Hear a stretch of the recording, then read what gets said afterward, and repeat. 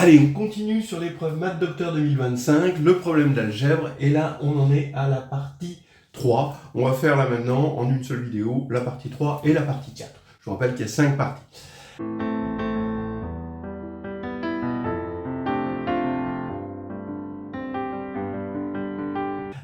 On a un corps quelconque, ça c'était au départ, mais là maintenant, il va être de caractéristiques différentes de 2. On va voir quand est-ce que ça arrive. Alors, on a deux lemmes dans la partie 3. Deux lemmes assez classiques qu'on va regarder. Le premier lemme, il faut montrer que le sous-espace engendré par GLN de K, donc le plus petit sous-espace de Mn de K, qui contient GLN de K, eh bien c'est Mn de K. Voilà. Et ensuite, il faudra montrer que si Q est une forme quadratique non dégénérée, c'est pour ça qu'on a besoin de la caractéristique différente de 2, non dégénérée sur E, et si F est un sous-espace de E tel que la restriction de la forme quadratique sur F est nulle, alors la dimension de F est inférieure ou égale à la dimension de E sur 2. Bien.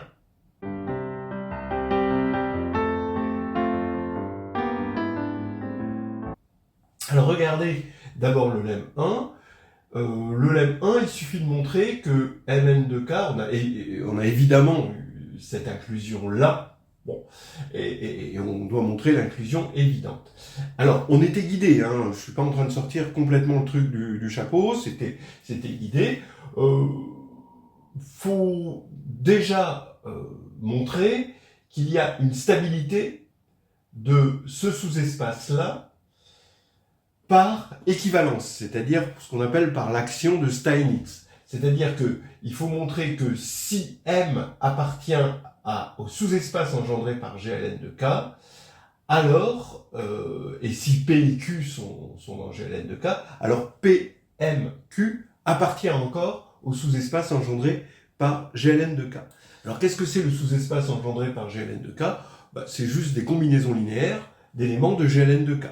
Donc par linéarité de cette action-là, d'accord, ça c'est une application linéaire, c'est un endomorphisme même, eh bien il suffit de montrer que si M est dans GLN de K et P et Q dans GLN de K, alors PMQ appartient à GLN de K, ce qui est évident si on prend le déterminant. Bien. Le déterminant est non nul, évidemment, donc on est bien dans GLN de K. Alors maintenant, on a ça. On a un sous-espace qui est stable par cette action-là. Et de plus, E1n, alors ça c'était demandé, appartient à ce sous-espace. Alors d'abord, il n'appartient pas à GLN de K, E1n, a priori, sauf si n égale 1. Mais là, n, bon, le kn égale 1 est évident. On est en train de se demander si le sous-espace engendré par k étoile, c'est k. Bon, ça c'est clair. Mais là, n est strictement supérieur à 1. Donc E1n, a priori, c'est une matrice qui est nilpotente. Et donc, bon, ça n'appartient pas à GLN de K. Mais par contre, c'est facile de voir que c'est l'identité plus E1n moins l'identité. Alors l'identité, c'est clair que ça appartient à GLN. Et l'identité plus E1n, comme E1n est nilpotente et l'identité est inversible, là on a une décomposition de Dunford, c'est quelque chose qu'on avait déjà vu dans le grand 2, ça c'est évidemment inversible. Bien, donc c'est dans GLN, donc c'est une combinaison linéaire d'éléments de GLN, ça veut dire que E1n appartient au sous-espace engendré par GLN de K, et donc d'après ce qui précède, PE1NQ appartient au sous-espace engendré par GLN de K. Bien, mais toutes les matrices élémentaires sont équivalentes, puisqu'elles sont toutes de rang 1. Ça veut dire qu'il existe toujours P et Q. Bon, là, pour l'instant, P et Q étaient quelconques, mais maintenant je fixe IJ entre 1 et N. Eh bien, EIJ est équivalente à même rang que E1N, c'est-à-dire rang 1, et donc il existe P et Q tel que PE1NQ est égal à EIJ.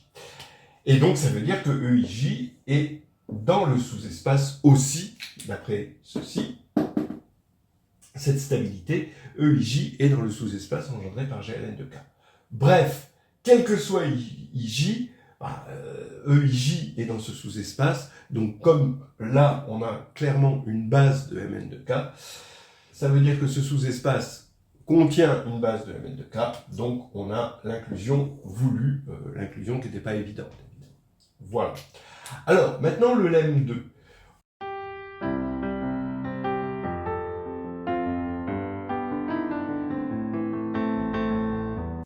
On a cette forme quadratique non dégénérée et qui, sur un sous-espace, s'annule.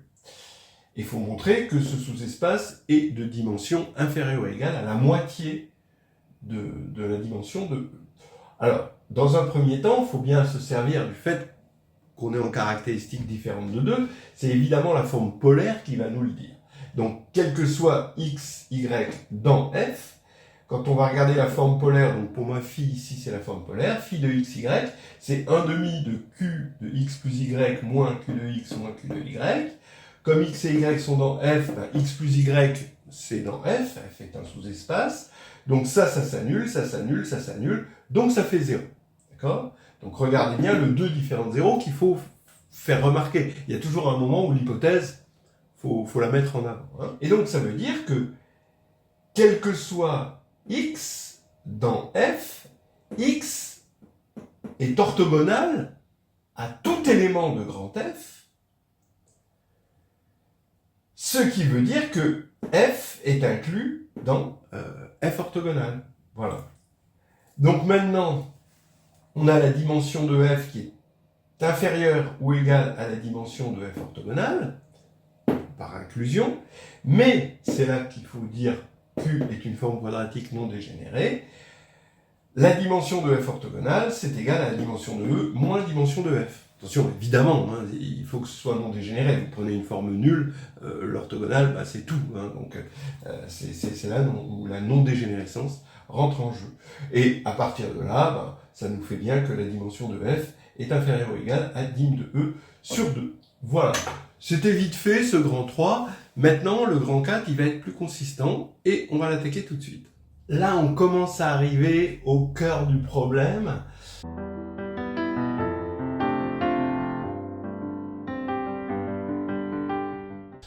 Où on veut montrer, donc on n'a qu'un corps quelconque de caractéristiques différentes de 2, on a f, grand F un sous-espace de Mn de K qui n'intersecte pas GLN de K, et on va supposer, on a vu dans la partie 2 que la dimension de f était inférieure ou égale à n-1, mais maintenant on veut regarder le cas extrême où on a égalité. Alors on a évidemment un exemple en tête, c'est le sous-espace des matrices qui ont que des zéros hein, sur la dernière colonne ou sur la dernière ligne. Donc ça, effectivement, ça n'intersecte pas GLN et ça forme bien un sous-espace de dimension n2-n, où n facteur de n-1, c'est exactement le rectangle que dessinent ces matrices-là. Donc on a ces deux exemples en tête, et on va voir que ce sont les prototypes d'exemples. Bien. Ensuite, regardez bien, hein, ce problème est un problème typique de mélange des genres, c'est-à-dire qu'on a une condition linéaire sous espace vectoriel et une condition non linéaire, ne pas intersecter une variété, en quelque sorte. Donc quelque chose un objet qui a des équations, mais c'est pas des équations linéaires. GLN de K. Donc, ça demande, vous voyez, un certain savoir-faire, et c'est pas étonnant qu'on ait dans nos lemmes préliminaires, le lemme 2, qui possède exactement ce même mélange des genres. Vous voyez, une forme quadratique, c'est quelque chose de non linéaire, puisque c'est de degré 2, et pourtant, on a un sous-espace sur lequel la forme quadratique s'annule, et donc on a là une condition linéaire, puisqu'on a un sous-espace. Vous voyez, c'est ce même mélange des genres.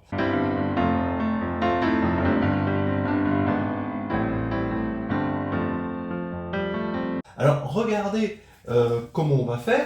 Dans un premier temps, on va supposer que πn appartient à f. Et πn, bon, pi comme projection, hein, c'est, donc on a un projecteur, on n'a que des 1 ici, on a n-1, 1, et ensuite on a un 0 là. Donc c'est une matrice diagonale, hein, donc rien de bien méchant. Et on suppose dans un premier temps que cette matrice appartient à f, ce qui est bien compatible avec le fait que l'intersection avec GLN de K est égale à l'ensemble vide, évidemment. Donc il faut montrer que toutes les matrices de F ont une structure bloc. Alors là, c'est une structure n-1, hein, donc 1, d'accord, ça c'est une ligne, et ça c'est une colonne, avec alpha m ici égale 0, et cette ligne-là, quand je la multiplie par cette colonne-là, ce qui est bien incompatible, hein, c'est une ligne n-1 et une colonne n-1, eh bien, ça nous fait 0. Alors ça, c'est le scalaire, hein, parce que c'est une ligne fois une colonne, ça fait un scalaire. Donc ça, c'est le scalaire nul. Donc on a deux scalaires nuls ici. Alors ça, c'est assez facile, hein, d'accord, bon, c'est facile, non. À la fin, il y a quand même un truc, il y a un petit peu de savoir-faire. Donc, on va utiliser à fond la linéarité, c'est-à-dire que, on va dire que comme M et pi n sont dans F, et que F est un sous-espace vectoriel, alors quel que soit T dans le cas, M plus T pi n est égal à 0. Voilà. Hein, j'aurais pu ici même prendre T égale 1, ça suffisait. Alors, j'écris ça matriciellement par bloc, voilà, donc ce déterminant vaut 0, je développe le déterminant. Alors je développe, c'est-à-dire que je vais développer Cm alpha m dans cette somme, d'accord? Ici, c'est la somme de la colonne AM LM plus T fois la colonne IN-1, 0. Donc je développe ce déterminant comme ceci. Et le terme de gauche ici est nul, puisque c'est le déterminant de la matrice M, et que la matrice M est dans F, donc le déterminant est nul ici. Donc il reste T fois cette matrice-là qui est égale à 0. Donc je vous avais dit, on peut prendre T égale 1, hein, et donc on a directement alpha M égale 0. Donc c'est bon pour le premier. Maintenant qu'on sait, alors c'est ordonné, hein, il fallait d'abord trouver alpha M égale 0. Alors maintenant qu'on sait qu'on a 0 là, maintenant je vais développer comment? Je vais toujours développer CM0, mais un petit peu différemment. Ici, je vais prendre AM0 plus TIN-1 LM. D'accord? Donc j'écris cette colonne comme somme de cette colonne et celle-là. Je développe. Ici, ça fait évidemment 0. Et le terme de droite, je vais encore une fois poser T égale 1, d'accord? Voilà, bon, c'est quel que soit T, donc je peux prendre T égale 1. Donc ça a disparu, et il va rester IN-1, LM, CM, 0 égale 0 en déterminant. Bon, on a envie de dire que le déterminant de ça, de faire le alpha à l'envers, comme on fait un déterminant de 2, mais c'est des blocs. Donc soit vous le savez, soit vous le savez pas, quoi. C'est pas au programme, vraiment, ce truc-là. Donc ici, ça ferait 0, et effectivement, ça fait moins LMCM égale 0. Donc LMCM égale 0.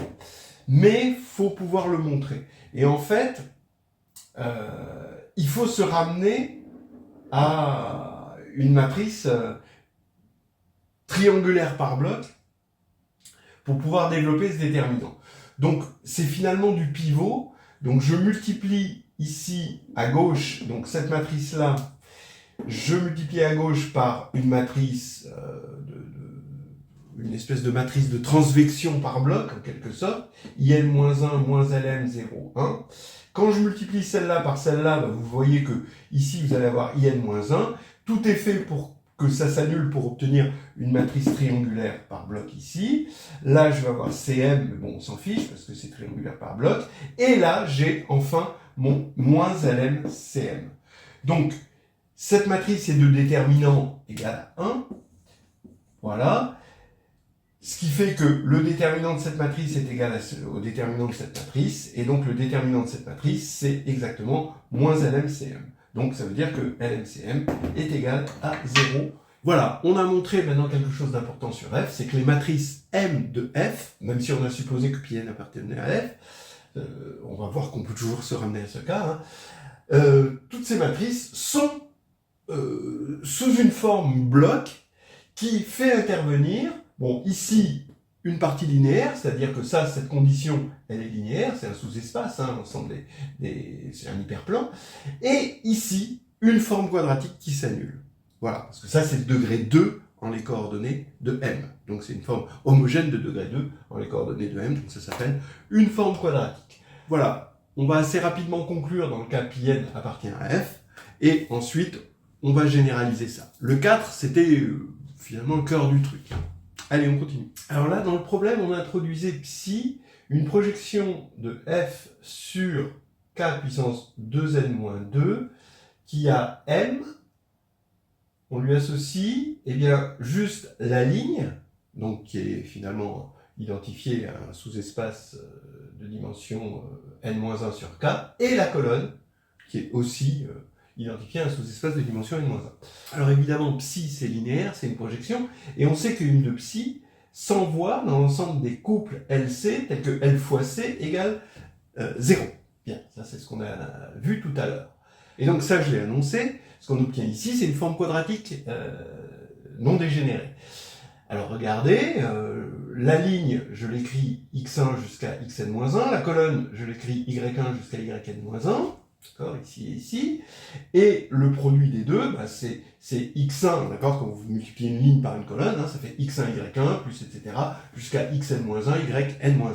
Et ça, c'est une forme quadratique, puisque c'est un polynôme à 2n-2 variables, homogènes, de degré 2, et c'est non dégénéré, parce que quand je regarde la matrice dans la base canonique de K2n-2, alors j'ai permuté la base canonique pour mettre à côté ça et ça, etc., pour mettre les YI et XI juste à côté. Hein.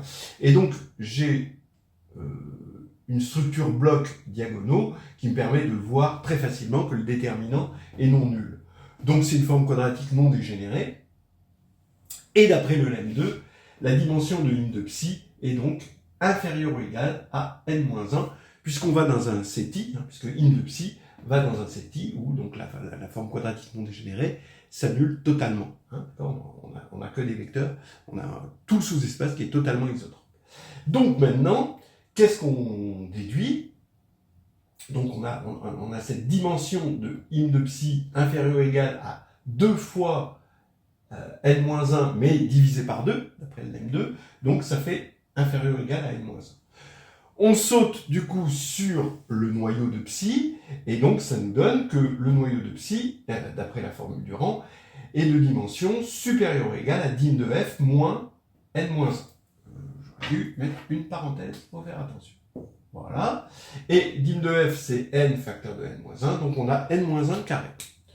Or, ker de psi, bah, c'est des éléments, c'est la projection, d'accord? Donc psi, c'est la projection sur ces deux composants. On a déjà un 0 là. Si on est dans ker de psi, ça veut dire que on est de la forme bloc n 0, 0, 0. Mais cette dimension, la dimension de ce sous-espace, c'est n-1 au carré, puisque c'est des matrices carrées de taille n-1. Donc, par comparaison des dimensions, on a égalité, donc on a ker de psi, c'est exactement le sous-espace des matrices qui ont cette structure bloc. Très bien. C'est pas fini. Ça veut dire que si M est dans F, alors AM 0, 0, 0 est dans F, évidemment, puisque je peux prendre n'importe quelle matrice ici, d'après ce que on a cette inclusion dans ce sens-là maintenant, donc AM00 est dans F. Donc, quitte à faire M moins cette matrice, puisque F est un sous-espace, eh bien j'ai 0, LM, CM, 0, qui appartient à F. Ce qui va faire que... Alors maintenant, ce qu'il faut démontrer, c'est que, quel que soit N, pour toute matrice de M, N-1, K, LM, N, CM est égal à 0. D'accord? Voilà. Alors, comment on va montrer ça? Eh bien, j'affirme que la matrice N, LM, CM, 0, alors ici c'est un N, d'accord? Eh bien, appartient à F. Pourquoi? Ben oui, puisque je peux la décomposer en N0, 0, 0, qui est dans ker psi, donc qui est dans F, et en 0, LM, CM, 0. Et on vient de voir que c'était dans F aussi. La somme de deux éléments de F, on est dans F, donc son déterminant est nul, puisque ça n'intersecte pas GLN. Bien.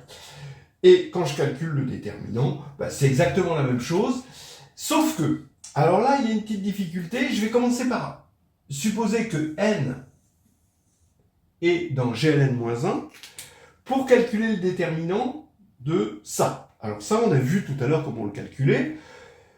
Et je me ramène au cas où n, c'est l'identité, en multipliant la ligne par n-1, n puissance moins 1, l'inverse de n. Donc c'est pour ça que j'ai supposé que c'était dans GLN. Et là, c'est exactement pareil. On va obtenir que ce déterminant, c'est moins Lm, n puissance moins 1, Cm. Donc ça veut dire que Lm, n puissance moins 1, Cm égale 0. Donc ça veut dire que quel que soit n dans GLN-1, on a ça. Donc maintenant, quitte à remplacer n par son inverse, j'ai ceci. Mais comme c'est une condition linéaire, cette condition-là sur n est linéaire, eh bien je peux appliquer le lemme 1 et dire, comme le sous-espace engendré, donc c'est vrai pour toutes les combinaisons linéaires d'éléments de GLN-1, donc c'est vrai pour toute matrice générale. On a donc Lm, n, Cm égale 0, d'après le lemme 1, quel que soit n, et c'est ça qui était demandé. Voilà, bon, on rentre dans le dur, hein. Là, la question, je pense que c'était une des questions... Non, c'est pas la question la plus dure. La plus dure, c'était, pour moi, hein, c'était la question 11. Ok, on continue. On a fini la question 9. On attaque la question 10. Dans la question 10, ce qu'on veut montrer, on est toujours dans la supposition où Pn est dans F, et on veut montrer que maintenant, F, c'est soit le sous-espace des matrices avec une colonne, la dernière colonne nulle, soit le sous-espace des matrices avec la dernière ligne nulle, c'est-à-dire la transposée.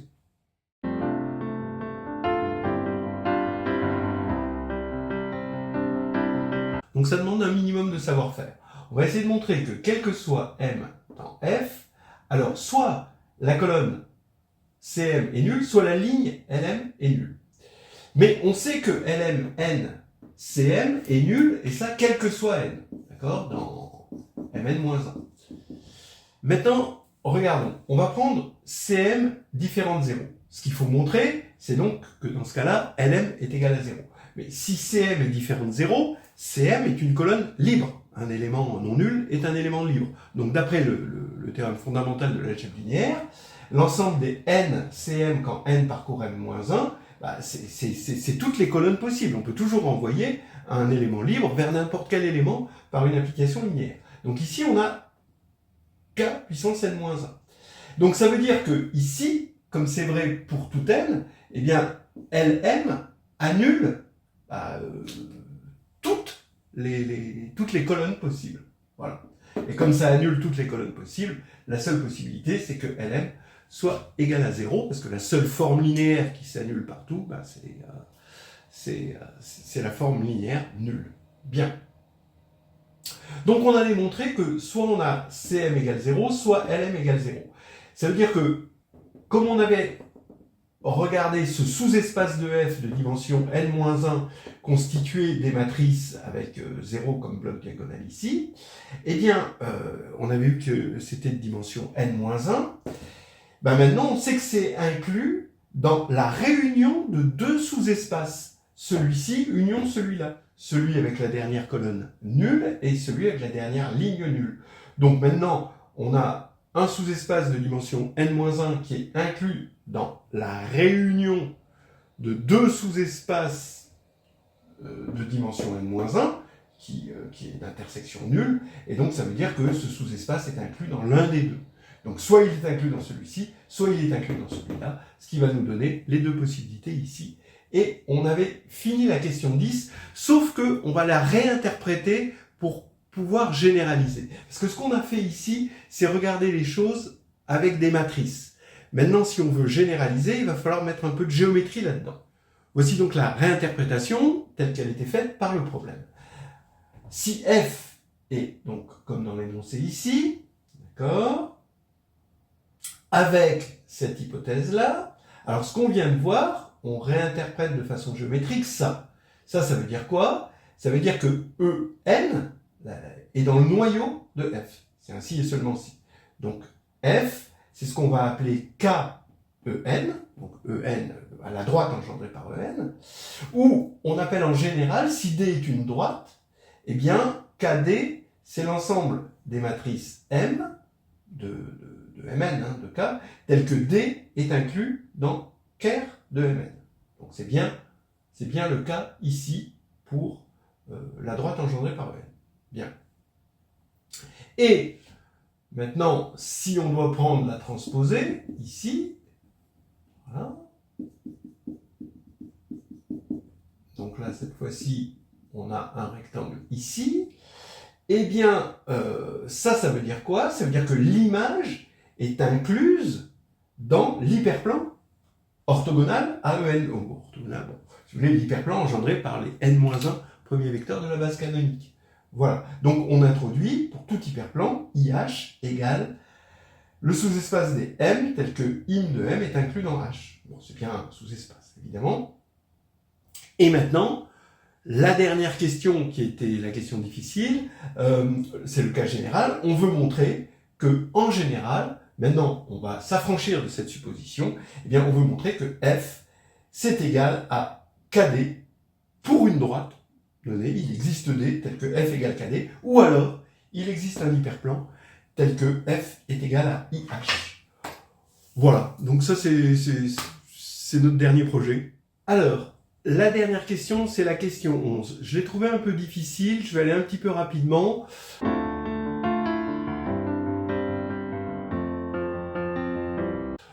Si quelqu'un a une réponse express pour cette question 11, qu'il me le dise, en tout cas plus express que ce que je vais proposer. Bon, la première partie est sans surprise. C'est l'indication. Donc ce qu'on veut montrer, hein, je vous l'ai dit, c'est que soit F est égal à KD, soit F est égal à IH quand on est maintenant dans ces hypothèses, et on n'a plus besoin de supposer que Pn est dans F. Donc, l'idée, c'est de trouver une matrice A de rang n-1 dans F. Et déjà, il faut savoir montrer que si on trouve cette matrice, alors c'est bon, on a le résultat. Ben oui, parce que si on trouve une matrice de rang n-1 dans F, alors n-1 c'est aussi le rang de Pn, donc on va avoir deux matrices P et Q dans GNN, tel que PAQ est égal à Pn. Donc maintenant, j'applique l'action de Steinitz sur le sous-espace F, ça me donne un sous-espace F0, d'accord, qui va vérifier, puisque c'est un isomorphisme, qui va vérifier exactement les mêmes hypothèses sur la dimension, etc., sur le fait que c'est bon, c'est comme dans la partie 2, hein, en fait. Et donc, ça veut dire, d'après la question 10, que c'est KEN, ou K d'une droite, ou I d'un hyperplan. Mais maintenant, je récupère F à partir de F0, ça veut dire que dans le premier cas, F c'est P-1 K de cette droite fois Q-1, mais ça c'est facile de voir que c'est K, D, où D c'est l'image par Q de En. Comme Q est inversible, QEN ça reste une droite. Et pareil, F dans le deuxième cas, c'est P-1 de I d'un hyperplan Q-1, et ça c'est facile de voir que c'est IH, où H c'est P-1 de l'hyperplan de 1 à En-1. Donc, cette indication était facile, c'était bon, ça me semble pas trop difficile en tout cas. Mais là, il faut trouver cette matrice de rang n-1, et ça c'est pas évident. Donc on y va. J'appelle R le max de rang de M quand M décrit F. Et il faut montrer que R est égal à n-1. Et dans ce cas-là, on aura gagné. Il est clair que R est strictement inférieur à N, puisque F est d'intersection vide avec GLN. Donc, il suffit de montrer que R est supérieur ou égal à n-1. Alors voilà comment je vais faire. Puisque j'ai une matrice de rang R, bah, je peux me ramener, toujours pareil, quitte à multiplier par P et Q, qui vont remplacer, qui vont transformer ma matrice de rang R en la matrice IR 0, 0, 0, d'accord? Donc maintenant, qu'est-ce que je vais faire? Eh bien, je vais me ramener quitte à appliquer Steinitz encore, multiplié par P et Q, où P et Q, ce sont les éléments qui vont envoyer ma matrice A qui réalise ce rang R, qui est donc vers la matrice IR 0, 0, 0, et on va avoir ici un bloc R, ici un bloc à n-r ligne et R colonne, là c'est l'inverse, hein, c'est transposé, et ici un bloc n-r, n-r. D'accord? Donc je mets des tildes, et je sais que quand ça appartient à F, puisque R c'est le max, donc tous les mineurs de taille R plus 1 sont nuls. Donc je me ramène ici à des matrices, des sous-espaces de matrices, mais R plus 1. Donc je regarde le grand 4, la question 9, et la question 9 nous dit que maintenant ici c'est une vraie ligne, et ici c'est une vraie colonne, puisque là j'ai pris des mineurs de taille R plus 1, eh bien, j'ai que alpha égale 0 et LC égale 0. Mais c'est vrai pour tous les mineurs possibles. Alors, je prends que des mineurs qui contiennent des mineurs de taille R plus 1 qui contiennent ce bloc-là. Là. Donc, ça veut dire que ça demande juste un choix d'une ligne ici et d'une colonne là. Donc, ça veut dire que toute ma matrice bloc ici est nulle. Et ici, on a L tilde, C tilde, d'accord, qui, quand on les multiplie, eh bien, ça fait toujours 0. Toutes les lignes de L tilde fois toutes les colonnes de C tilde, eh bien, sont nulles. Donc, globalement, cette matrice de taille R est nulle. En particulier, la trace de cette matrice est nulle, et ça nous donne une forme quadratique sur l'ensemble des L tilde, C tilde. Voilà. Non dégénéré, très facile à voir que c'est non dégénéré. Et donc maintenant, regardez, ça c'est magnifique. La dimension de F c'est n, n-1 par hypothèse. C'est inférieur ou égal à la dimension qu'on va avoir ici, c'est-à-dire R2. Ici, on va avoir 0, donc on s'en occupe pas.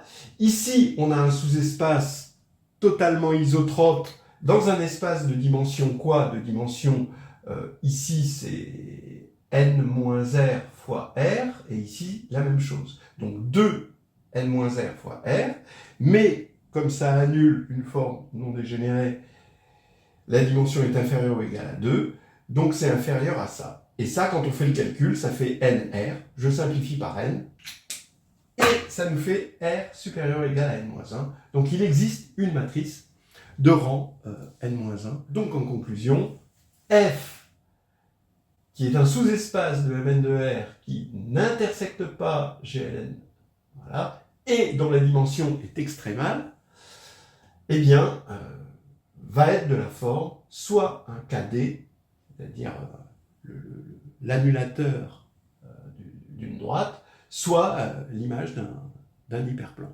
Voilà. C'est extrêmement élégant et on fera la partie 5 dans une autre vidéo.